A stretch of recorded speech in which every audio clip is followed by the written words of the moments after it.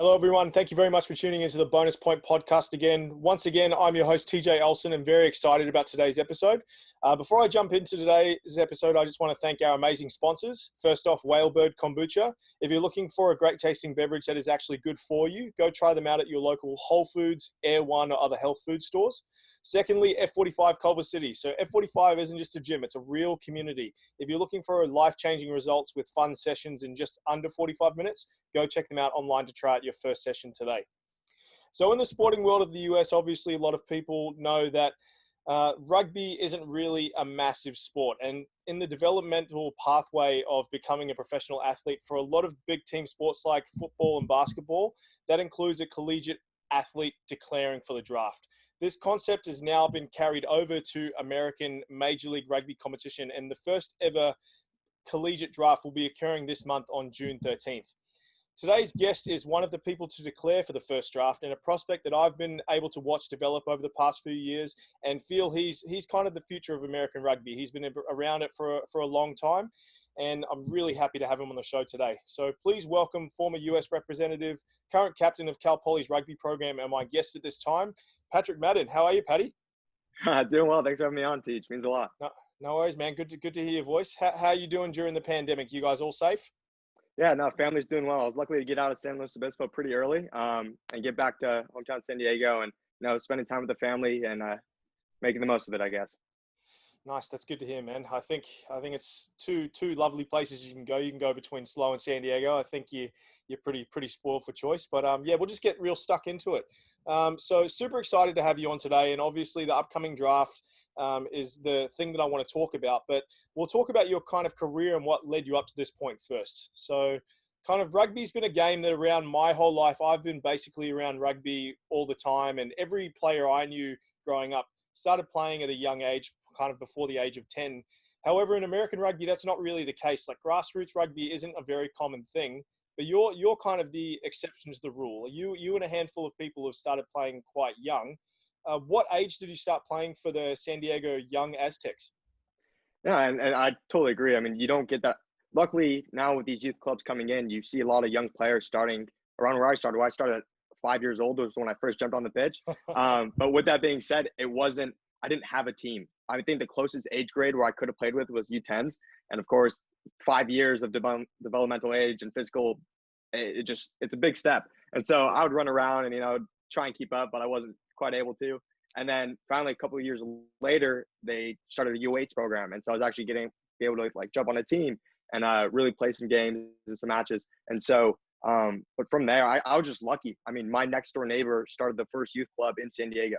And so my career has really just been opportunities that have presented themselves. I mean, I've been in the right place at the right time. Someone was watching the game at the right time. And I think that's kind of where my career separates is, I've worked hard on the field, and luckily people have noticed that, and I appreciate it.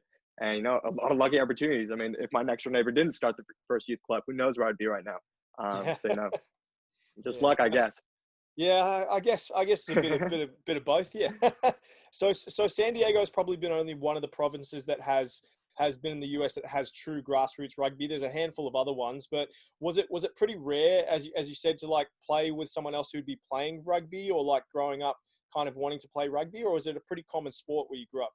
Oh, no, not at all. I mean, today, I always find it funny because whenever you go get a haircut, you kind of have you have the hairstylist or whatever, they try and ask you, have a small talk. What do you do? And I say I play rugby, and then they're like, oh, that's the game with the sticks. And I'm like, no, it's not. And so, so at this point, I just say I play water polo or football, and then the conversation ends.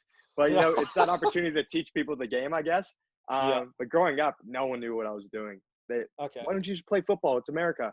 And, it just never really attracted me. So I was stuck in at rugby super young, and luckily I haven't lost any of the fire in my belly for it yet, and still super excited for what's to come. That's always good to hear, mate. Yeah, no, that's good. So early into your rugby career, you were recruited for the Eagle Impact Rugby Academy and by Salty Thompson. And for a lot of people that know Salty Thompson in American rugby, he's quite well known. How did it feel to be kind of recruited by someone as known or respected as Salty? Yeah, I mean, it's no secret. Salty, I have a very close relationship with Salty. I honestly see him as kind of someone in any rugby, if I have a rugby question, that's who I go to. I've looked to him for many of my big decisions in my career. But I mean, I was 14, 15 when I first met Salty, and that's just, forget rugby, that's just super developmental years in terms of life. And so to have someone that like I've heard about, and essentially when I first started thinking of high level rugby, was always to represent the Griffins in Southern California rugby. And that was like my goal since I was first started when I was 5 years old, like in that age range. And I just like, I want to be Griffin. I want to be Griffin. And I had no idea the wider scope of things with high school Americans and all that stuff. And so when I got brought on to join Griffins, and then ERA started kicking up because the first pilot program was in Southern California, which of course Salty started. And when I got brought onto that and I got that call, I mean, the excitement, I mean, being a 14-year-old kid, and it was me and Ryan James, who's actually in the MLR now, who's one of my best friends. We got brought into this pilot program at 14, 15 years old with all these high school kids. And we were coming out of 8th grade, and we knew we could hold up, but we were scared. I mean, you had the likes of Aaron Matthews, who's entering in the draft this year, who's always been one of my biggest idols. I worked out with Nike Rugby too.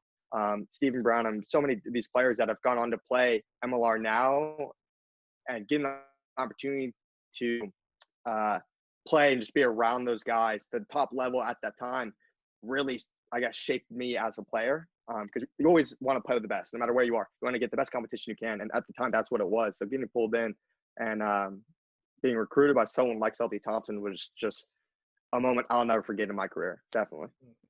That's good to hear. No, he's definitely someone that I've been around American rugby for kind of a shorter period of time than you, but it's someone, whenever I kind of talk about high school All-Americans or somewhere where there's like a development pathway, his name always comes up in it. So I think, yeah, that's a good way to kind of get an inception into that kind of platform. But you also spoke about the high school All-Americans. Did you feel like that early experience prepared you for that transition into national representation, or was it kind of still a big kind of holy crap moment? I think anytime you go into that, it's that holy crap moment, like what's going on. But at 15 years old, I got the exposure to high level day in and day out competitive rugby. I mean, the high school American camp, which I now believe is just an ERA camp, at Casa Grande in Arizona, that was a week of waking up at 6 a.m., going to bed at 10 p.m. of 2 4-hour practices a day, meals, training, meetings, and just getting that high level exposure at such a young age. It got me used to kind of what to expect if I were to continue my career. And it's something I fed off of. Seeing, and once again, just being in those high level environments where I can see how good I really am in a sense, and see what I need to do and what other players are doing, and having that exposure and the opportunities to just be there. And from that, I was able to develop as a player. So it's still that like, oh my gosh, what's going on? But once you're able to hone that and really figure out what is going on, at least as much as you can, those players start to separate from, I guess, the good players and great players. And you either can live in that environment or you can't.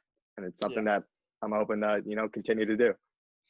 I think that's something that I think America's starting to get better at it. It's obviously in the earlier days, there's a lot of gaps between depth and a lot of gaps in development and things like that. So I think you having that kind of earlier experience in that kind of environment, you're right. It'll kind of give you a little bit of a leg up, hopefully, for some other players. They may have similar talent or similar kind of opportunity to play at that level, but they may have not had that experience. So I think that's something that will kind of play in your favor.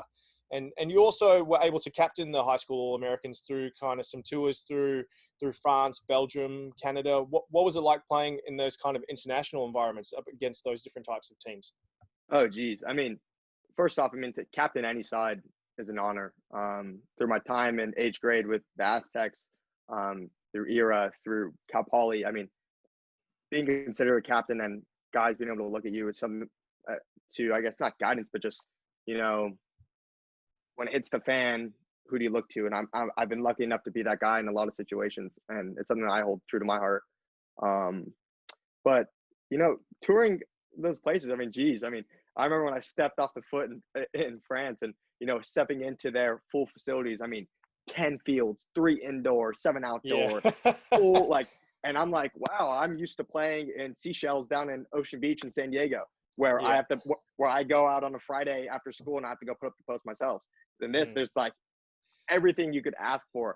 And I remember just walking, and those kids go to school there. I mean, from 16 years old, 15 years old, they are training and going to school in the same place and having this just immersed in this culture. When me, I'm like, we get that. I think that All-American team we had all high school American camp, and then we trained actually in the airport at JFK going there because our flight got delayed. And so instead of having a full day instead of having a full day prior to landing in France, we were in JFK doing lineouts in our boots and in like our dress shoes, full on like button ups and stuff, and just running through plays because we weren't gonna have the time. And so I think we had a full flip 24 hours, and then we were playing the French U17 national team in their home stadium with a full packed house.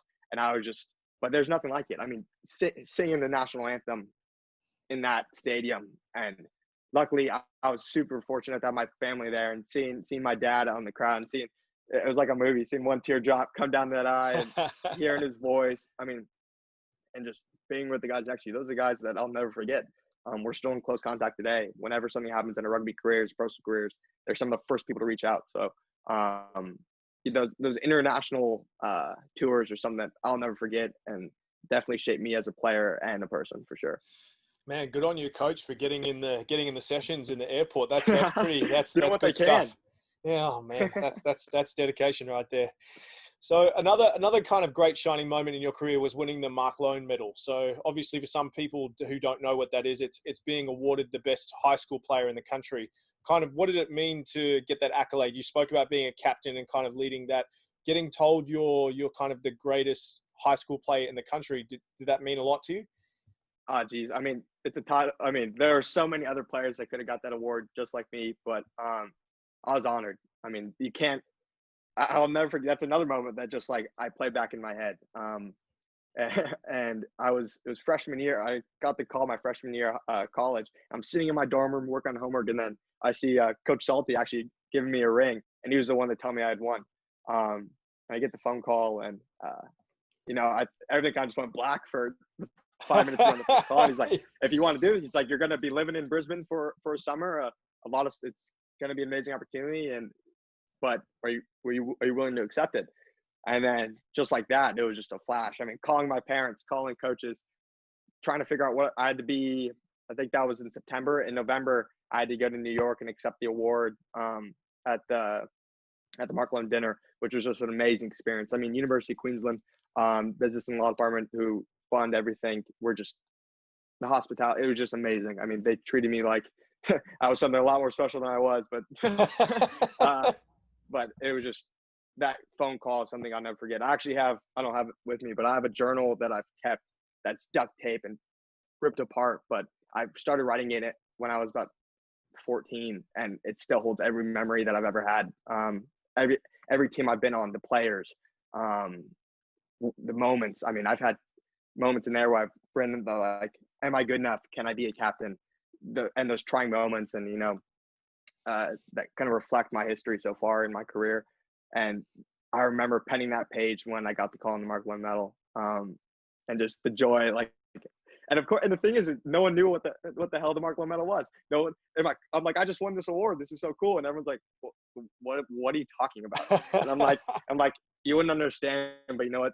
I do, and it means a lot to me, and the people I care about most knew. And it was an amazing experience. But penning that page in my career was something that I'll never forget.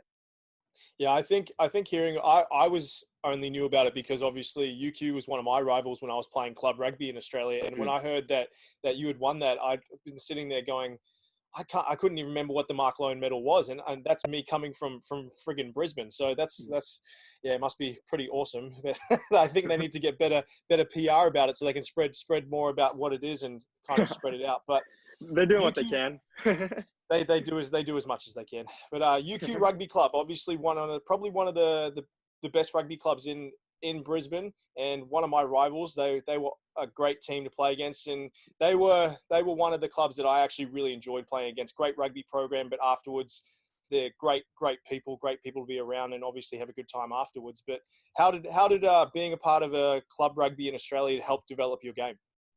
You played for Souths, correct? If I'm correct, yeah, the Magpies. Yeah, Magpie. And so that was when I was there. Was actually when Quaid was Quay Cooper Oh, was yeah. on his stint, and so he was playing for South. So I'll never forget coming off the bench. I'd played in second grade, started second grade, and then we're coming on for prems, and I was sitting on the bench and just seeing Quay play. I was like, oh my, Yeah. like from being a 19-year-old American boy to being out in Brisbane playing against Quay Cooper and some of It's those players. crazy. It's crazy when a lot of people who come from overseas see that, because Yeah, so people like us, like we'll see them around all the time, and they'll exactly. just come from Super Rugby, drop down and play some club rugby every now and then.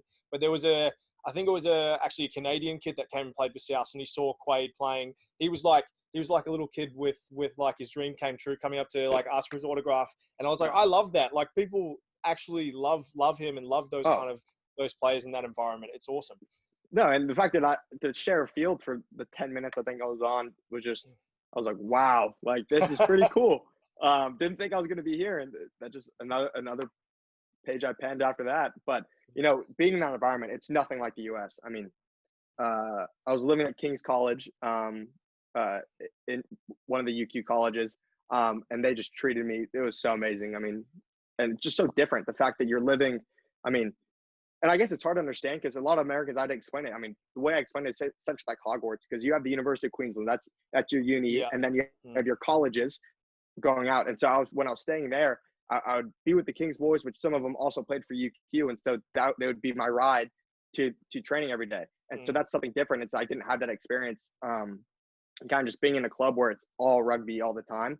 And I mean, weight facilities. I mean, we'd come in and we'd have our training, then we had lifting, then we'd have all this different stuff. And I just have never had that experience before, I guess, on a club side. I mean, I've had it with when I would represent the US, but I guess the culture aspect of it, it's just being able to, any conversation, anyone can hold a conversation about rugby. I mean, go down the line, doesn't matter who you are. And driving through the city and seeing just pitch after pitch, and not football fields or not soccer fields. It's all, you see posts everywhere, which is something so cool. And I noticed that a lot when I spent some time in New Zealand as well. It's just so different. I mean, you go down to Southern Hemisphere and just rugby is it. And just being in a culture where I almost wouldn't say I felt at home, but a place where people understood me a bit better. And I think that's something super special. Yeah, it's definitely something that I think a lot of Americans, they're kind of pushing that direction, and USA Rugby is obviously doing that as well. They're trying to make it a similar kind of environment where rugby is more universal and there's more facilities. And I think it's easier said than done. I think a lot of places are doing the best they can to kind of push that venture towards it. But I think once kind of Major League Rugby kind of gets through its tenure and is growing more and more like it is now, I think that's something that is definitely possible in the future. But Absolutely. yeah, it's plenty of facilities all around. Like I think the furthest I traveled when I played rugby in Brisbane was, I think, an hour, and I think that's probably the minimum for some collegiate competitions. It's Absolutely, yeah. pretty ridiculous, but it's good. So obviously you're a player, but you are a big advocate to grow the game of rugby as well, and you're volunteering in your community. You help out in many different ways, and one of those ways is through the Nike rugby camps in San Diego. And what was it like kind of being a counselor and coming back to a camp that you attended growing up? Yeah, I mean, Nike Rugby is awesome. Ian Denham and Ethan Willis have something super special there. And the partnership with a brand like Nike is something good. I mean, Americans know the brand very well, and whenever you can put that with the sport that's growing, I think it's an awesome opportunity. But, I mean, that's a camp I attended when I was growing up. So being somewhere and seeing those counselors, I mean, I thought the world of them. I mean, you'd have USA players coming in, teaching us skills. And as a young kid, it's like, oh my gosh, like this is amazing. Like I think the world of you. And I'm just some little kid that gets this experience. So, and then come back and be a counselor, once again with Aaron Matthews. I mentioned his name earlier in this, but he's another counselor there, and, being there and helping out these players and the way they support your career. I mean, I get people message me, like say when I declared for the MLR draft, and people message me about some stuff and like, oh, congratulations. But then I get a 10-year-old kid that I worked with for a summer writing me a long paragraph saying like how proud of him, like, and that's the stuff that sticks with me. That's what pushes me to be better and kind of work harder and go the extra mile for stuff. It's those little kids that look to me as like, I think the world of you, because I know that feeling. I know what it felt like to look at those kids or look at the players, the coaches and counselors that trained me, and just like, wow, I want to be just like you. And have a kid tell you that, there's no feeling like it. And so anytime I can give back to grow the game, I mean, the game's done so much to me with Nike Rugby, with Era, with all these different programs. I mean, any chance to get to give back, I'd love to. And so Nike Rugby is amazing. It holds a special place in my heart. And I'm excited for what's to come for them because I know they're doing great things.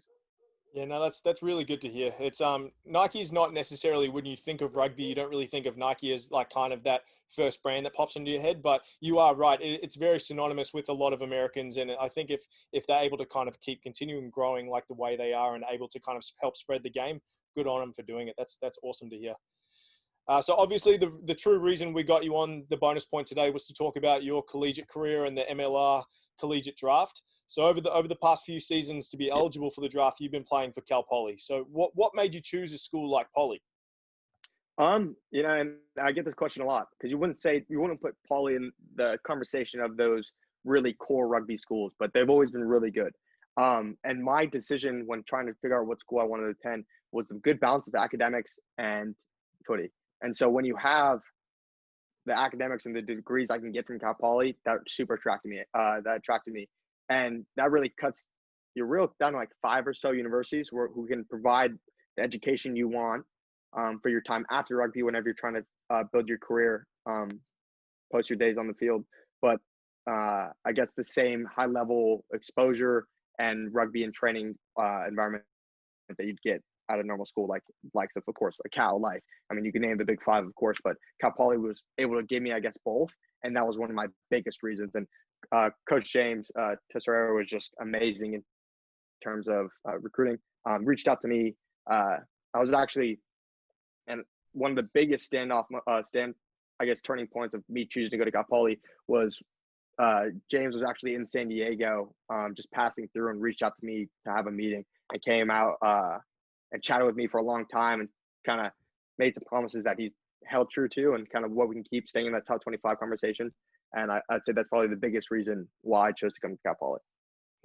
You are definitely right. It's when you think of those kind of big rugby schools, Poly doesn't really stick out at the top. But I think over the past, I would say, decade, they've kind of held their own in the D1A and they've kind of had their own staple. And although you have colleges like Cal and other places like that do have extremely different funding opportunities, I think Cal Poly's kind of held its own. I kind of see them, obviously, with me personally being a part of their program, the culture is definitely goes above and beyond a lot of other different colleges. So I think, yeah, definitely a good choice, and it was a good option for you. And you spoke about James Tessera as the coach at Poly, who helps kind of mentor you. He's also mentored MLR pros like Max Tackett, Nate Sylvia. How has he helped specifically with your development to kind of get you to this point? Oh, I mean, James has done so much for my career, and it's always scary putting trust. I mean, coming out of high school, and I kind of what my high school career and I guess the accomplishments I made. I mean, putting trust in a coach and a program is a big deal. And James made me feel right at home. I mean, after every game, he's cutting film for me. He has his team film and individual film that I can reflect on and go over. And, and it means a lot to have a coach that tells you how it is. I mean, and James does that with me personally. This is what you need to work on. You didn't do this. You did this wrong in this game, but this is how we can improve it the next game. And having someone that you can trust in like that and really tell you just what you need to hear and not what you want to hear is something that I really appreciate as a player. Definitely doesn't sugarcoat it, but it's always constructive. It's something where I think that's what I've always respected about him. He's always going to tell you what's what, and he's going to be honest with you, but he's never going to be like, this is crap. This is everything. It's just all about constructive criticism. So I think that's something where he probably has pushed you in the right direction. It's good to have someone like that. So the draft. So obviously first ever draft of the MLR. Congrats on declaring, obviously. But what do you think about the draft concept for this competition? It's an interesting one. You never know what to expect. I think it's good in terms of what MLR might be going through in regards to this pandemic and possible, financial situation. And especially with international players maybe not coming back to the MLR because of course there are going to be some visa issues and maybe you can't pay the likes of some of those international players that were coming in. And so being able to hold this collegiate draft, which will pull in the publicity get on it, the marketing get on it, I think will be amazing. A lot of people are coming in MLR like, oh, this seems really cool. And you have players that are getting a lot more interested. So I think it pulls in some different demographics that maybe they didn't have before. as well as keeping the MLR kind of build up alive during these kind of uncertain times. But I think it's cool. I think it's amazing opportunities for some college students that maybe don't go to those D1 universities to still have the opportunity to put themselves out, because you send in your film, you send in all this stuff, and at least puts your name on the table, gets your foot in the door when maybe you wouldn't have had that opportunity if this wasn't a thing. And so I think it's good for that. I mean, and I've mentioned it before, but a lot of I've reached out to a lot of players that are in the draft now, and I guess not USA level, but guys that I've respected and that I've played against that I think are great players. And we all chat, we all talk. That's the thing. So when a couple of us start getting the ball rolling, we're like, are we going to do this thing? Should we just enter? Should we see what's going on? I mean, who knows what's going to happen? And so I think people are super excited. And so I'm hoping the MLR can deliver, and I think they will. And, coming off, especially with the NFL draft where it was all virtual and it was such a success, it was the most watched draft ever, I believe. I was pretty surprised about that. Yeah, I was sitting there thinking it was a complete bust, but yeah, they did really well with it. They did really well. And so if MLR can take, of course, we don't have funding that NFL has, but if you can get just a few key points in there and really develop that, and I think it's an opportunity to really bring some exposure to the game, especially here in America. Yeah, 100%. Yeah, I think that's a great point to make. It's definitely tough for some of those kids who aren't in those D1A programs or kind of don't have that exposure. So yeah, it is a good opportunity for them to play. What was your kind of true deciding factor to pull the trigger and declare? What made you choose to do that? Geez, it was tossed around for a while, and once again, I went to my confidants and my family and Coach James and the people trying to figure out what to do. And I guess the real deciding factor was kind of the situation we're in right now. I mean, for Cal Poly and the CSC schools, California State schools, we're already going virtual for the fall. I mean, it's declared we're going virtual. And I think there's a very high chance we don't even have a collegiate season next year. And that's just me personally. And I'm scared. I would hate to go an entire year in San Luis Obispo without any training, because we can't use the fields. We can't do all this stuff. And luckily for me, I'm able to graduate early. So let's say I do get picked up on draft night.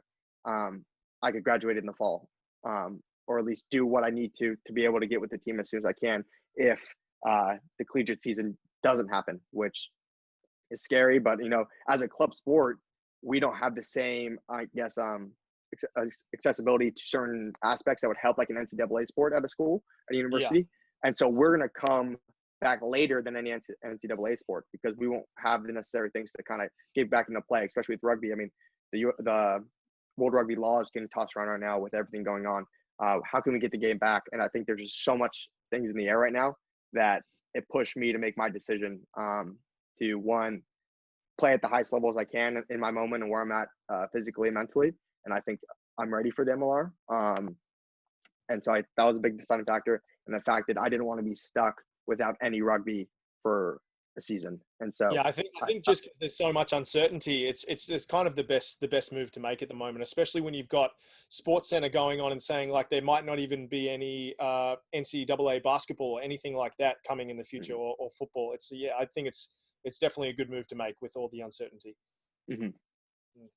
So kind of what are your thoughts on the eligibility laws for the draft? Do you think that the 3-year college rule is kind of a good law to have, or do you think that it should be more of a one and done like basketball?